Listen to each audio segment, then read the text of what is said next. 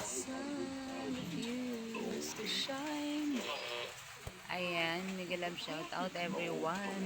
Welcome to my vlog. Pahinayi ang TV. Ha? Pahinayi ng TV. Ay man ang remote.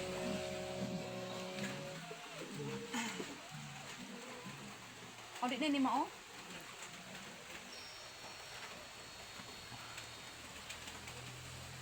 Ayan, malakas na naman ang ulan. Isang araw lang umulan, bumawi naman ng ilang araw. Magto 2 days na ngayon. Walang tigil ang ulan. Kaya lalong naghihirap yung mga tao dito sa amin. Lalo na pinasok kami dito ng microfinance, yung mga lending. Merong 500 per week. Meron ding 300 per week. Yung 300 per week, yun yung pinaka mababang hulugan nila.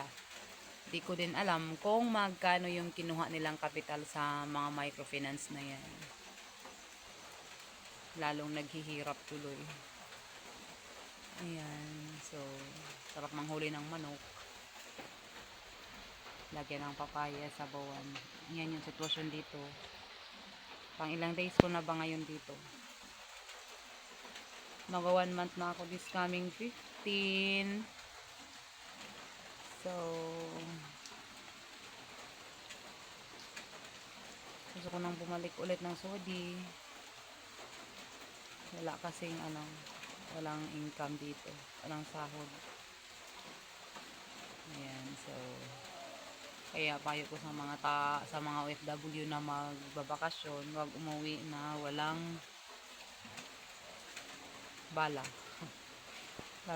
Lalo na kapag tulad ko, tanging ako lang. Parang ako yung breadwinner kasi sa pamilya. Ayan, magtiis na magtipid-tipid muna kami.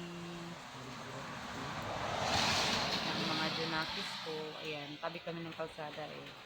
Ito yung bahay ko. Yung kalsada na yan is highway papuntang Maharlika Highway to. Dito na dumadaan yung galing Davao papuntang Maynila.